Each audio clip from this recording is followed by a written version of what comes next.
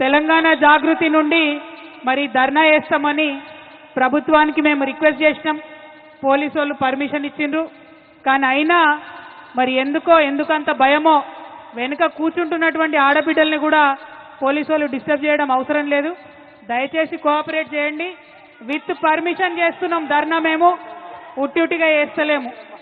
రెండవది, జిల్లాల నుండి వచ్చేటటువంటి మా నాయకుల్ని మీరు బైండ్ ఓవర్ కావాలని చెప్పి బలవంతంగా పోలీస్ స్టేషన్లకు తీసుకెళ్లడం, మంచిర్యాల్ మా పెద్దపల్లి జిల్లా అధ్యక్షుని, అట్లానే మా కందుల ప్రశాంత్ని, ఇట్లాంటి వాళ్ళందరినీ మంచిర్యాల రామగుండ జిల్లాల్లో మరి బైండ్ ఓవర్ కావాలని ఫోర్స్ చేస్తున్నటువంటి కండెం సురేష్ గారిని అందరినీ కూడా అరెస్ట్ చేస్తూ ఉన్నారు. ఇది కరెక్ట్ కాదు. ప్రభుత్వం పర్మిషన్ ఇస్తే ప్రజాస్వామ్యం ప్రజాపాలన అని చెప్పుకుంటున్నారు. మా వాయిస్ వినిపించనియాలి. అంత భయమైతే పర్మిషన్ ఇవ్వకండి. ఎందుకోసం భయపడుతున్నారు ఇవాళ ముఖ్యమంత్రి గారు కానీ ప్రభుత్వం కానీ? ఎందుకంటే మీరు చేస్తున్నది 100% తప్పు అన్న విషయం మీకు తెలుసు.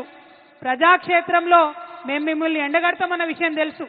అందుకే ఇవాళ చేస్తున్నటువంటి ప్రజాస్వామ్యబద్ధంగా చేస్తున్నటువంటి ధర్నాను మీరు అడ్డుకోవాలని చూస్తూ ఉన్నారు. ఊరుకునేది లేదు. మీరు మమ్మల్ని ఇక్కడ అడ్డం పడితే హైదరాబాద్లో చేయనీయకపోతే జిల్లా జిల్లా పోతాం బిడ్డ, గల్లీ గల్లీ తిరుగుతాం.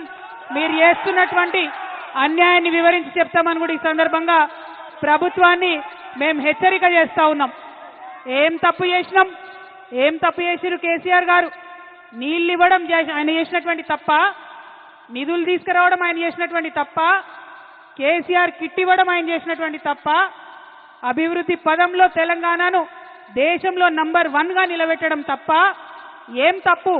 ఎందుకోసం నోటీసులు ఇచ్చిరని ఇవాళ తెలంగాణ జాగృతి తరఫున, యావత్ తెలంగాణ సమాజం తరఫున నేను కాంగ్రెస్ ప్రభుత్వాన్ని ప్రశ్నిస్తా ఉన్నాను.